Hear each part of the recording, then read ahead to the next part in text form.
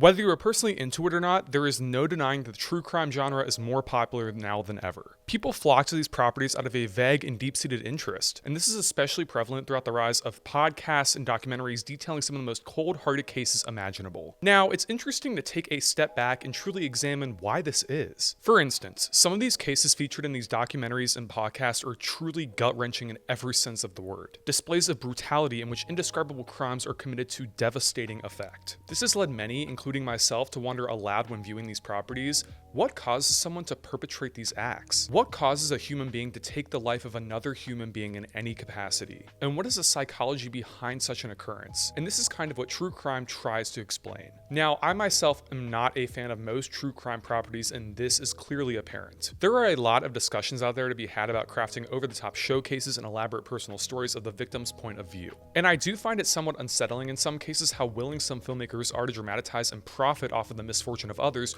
who have suffered a devastating loss in these circumstances. And for this reason, this is always something I keep in the back of my mind as I approach different properties within the genre and space. And for this reason, I approach the new Netflix documentary The Perfect Neighbor with an air of caution. Now, heading into this film, I was completely unaware of the real life circumstances and story included within the runtime here. I purposefully do not do any research when heading into documentaries, as I find one of the incredible powers and qualities of this caliber of filmmaking is how it educates and enlightens its audience. And I wanted to approach this film with a completely open mind, witnessing these events as they unfolded as if I was granted a time machine and was experiencing them alongside the subjects. And in this vein, I find it necessary to mention that The Perfect Neighbor is quite an unconventional documentary in practically every single way. You see, body cam style videos from police officers have made quite a rise within the YouTube space, and for good reason. And many people have started to consume this caliber of video with an intensity. And that's why, for this documentary, the filmmakers have decided to tell the entire story through the body cam of the cops that responded to the scene throughout the entire situation here. You heard it right, you are watching essentially a timeline of literal video footage as it happened by the second, which makes this entire documentary feel so raw, vulnerable,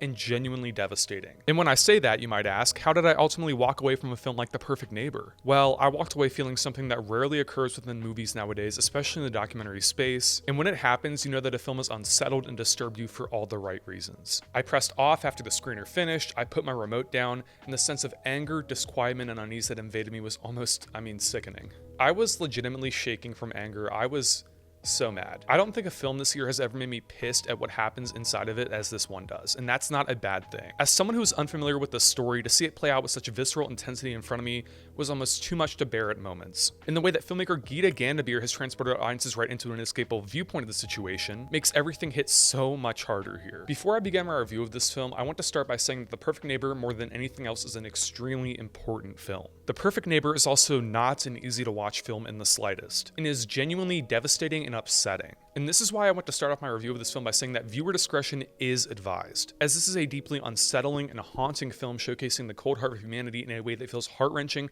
and ultimately devastating. But the impact of this matters, as The Perfect Neighbor, while disturbing, is deeply thought-provoking, anger-inducing, and more importantly, motivating. This review is going to be slightly shorter in length in comparison to some of my other ones, but this is because I don't want to spoil anything in depth here, as I just want to start off by saying that everyone themselves needs to check out this film and witness the story to its fullest impact and potential themselves. In The Perfect Neighbor, audiences watch as police officers are dispatched to a local Florida neighborhood, arriving at the scene as viewers witness through a fisheye distorted body cam view as the local children and some concerned parents respond to their arrival. What was their reason for dispatch to the scene? It seems that the cops were called by a neighbor across the street who rents a duplex, who complained about harassment from the local children as they played in the empty lot next to her unit and wanted them gone. As one of the local mothers in the neighborhood explains to an officer at one key venture within the opening portion of the film, this is not a rare occurrence. Rather, it seems that this is a common theme in which the lady across the street, identified as Susan Lorincz, complains about harassment and threats from the local children in the neighborhood. However, as the officers note, kids will be kids, and although they might be bothering her, it seems like such a reaction on her end is vastly unwarranted and strictly unprofessional. As one of the local mothers, Ajike Owens, notes at key ventures throughout. Throughout the year, we followed the body cam footage as time after time, officers are dispatched to the scene to survey the damage and realize it's the same common theme over and over again, with Susan overall complaining about harassment from the kids in the neighborhood over and over again. However, one evening, the call that arrives at dispatch is vastly different from the standard format of Susan's. It seems that something horrible has happened,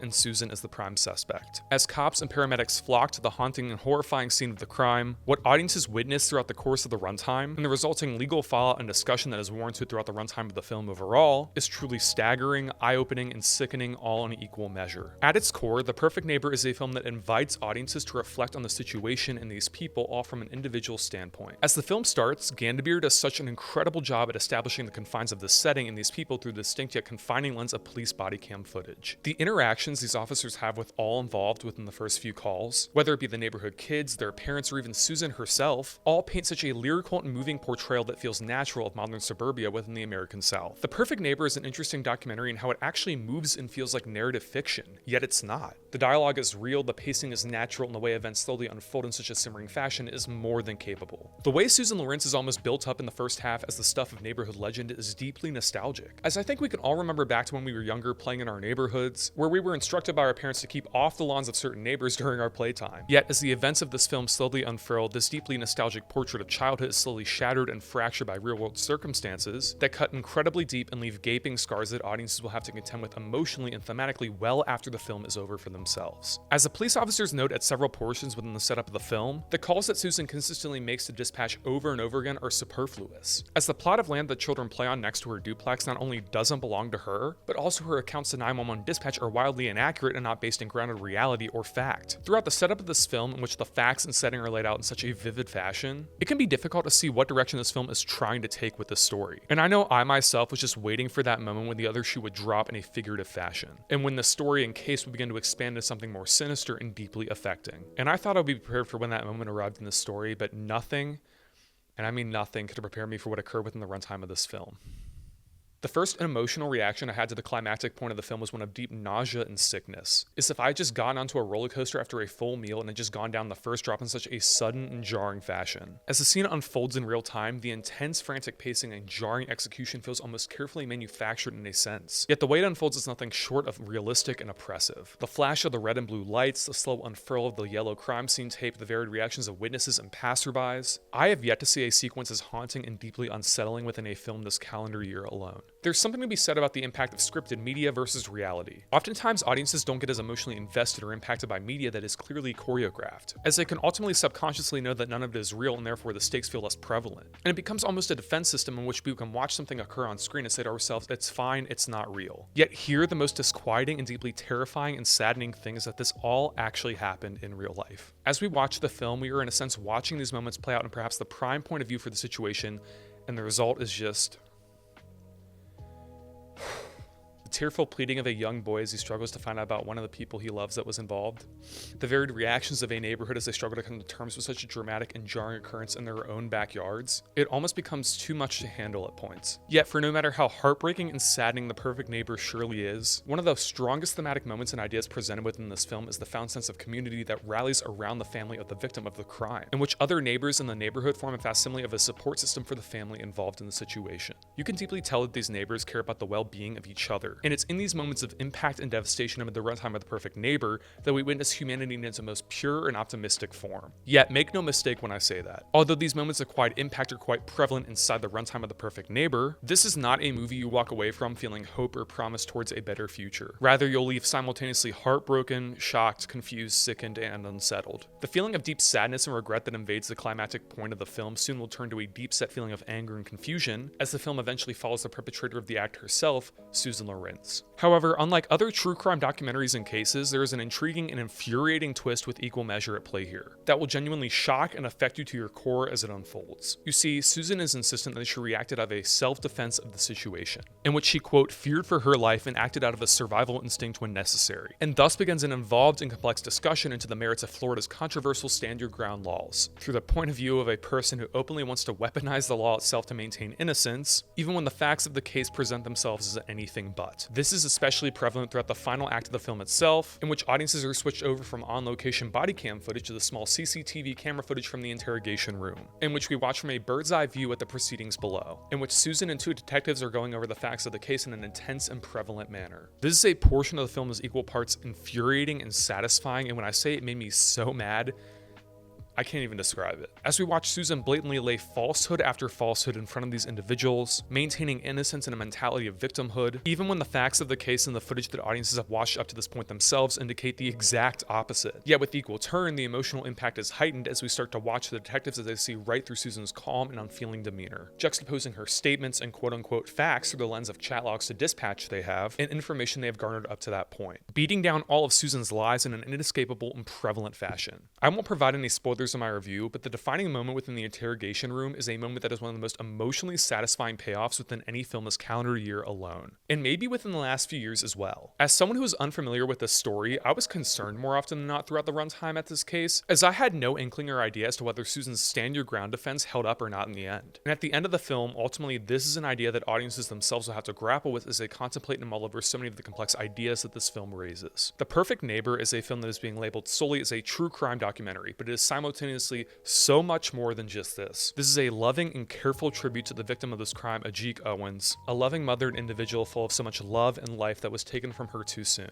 with sequences painting close family members and friends as they recall and portray Ajike's life in a heartfelt and poignant memorial, immortalizing her impact that many felt in their lives and forever allowing her story to remain in the collective subconsciousness of every single viewer watching this film. You are not going to forget her story after watching this one, and for good reason. Throughout the framework of Owens and her story, this is a film that also openly explores the concept of personal safety and self-defense, portraying how selfish and cruel individuals will often weaponize and use such tactics as a benefit to their own awful desires and ideas. And it raises so many complex and thought-provoking ideas into the very merit of such a law and what it means within our own legal court system as well. And beyond just the context of the genre itself, The Perfect Neighbor does not feel like a conventional documentary in the slightest. And on that level, I'd say even if you don't like documentary films, you will like this movie. This is tight, controlled, and sleek in every sense of the word, delivering one of the most impactful and deeply distressing stories of the year in a way that plays out like a complex legal thriller or anything inherently biographical, although some of those elements do remain throughout the film's plot. It's an interesting feeling to approach a film knowing nothing about its subject matter, and within the span of 2 short hours, you walk away incredibly invigorated, moved, and impacted. And I find that this speaks to the narrative strengths of film as an art form and what it can accomplish. Film is a conduit through which stories can be presented to an audience in a way that maximizes their impact and allows the audience a window into a distant world and reality outside of their own. And in this way, The Perfect Neighbor is a movie that seeks to do just that and accomplishes its job quite well. There is an argument to be made somewhere, however, and from a critical standpoint, that no matter how strong the material is overall here, the execution and conclusion of the material could have been tightened in key areas throughout, and it remains to be seen how this film overall could have been wrapped up in a conclusive enough regard. But when a film is this timely, impactful, and overall important, who am I to nitpick? The Perfect Neighbor is an impactful film, if not just for the fact that Ajike Owens and her story will finally be told to the world, then for the fact that it's a film that is going to invite a lot of conversations surrounding the subject and its intricacies in such a prevalent and impactful fashion. It's been a full 24 hours since I finished watching this film, and I am still deeply saddened and impacted by this film even when recording this review just now. This is a film that will fundamentally shake your foundation itself, and if you allow it to, The Perfect Neighbor will invite you to contemplate this tragic event from an internal viewpoint and will impact your own worldview in a way that you possibly can't fathom going in. This is one of the most important films of the entire calendar year, and I mean that wholeheartedly. That's why I'm giving The Perfect Neighbor a 4 out of 5 stars. The Perfect Neighbor is now streaming on Netflix.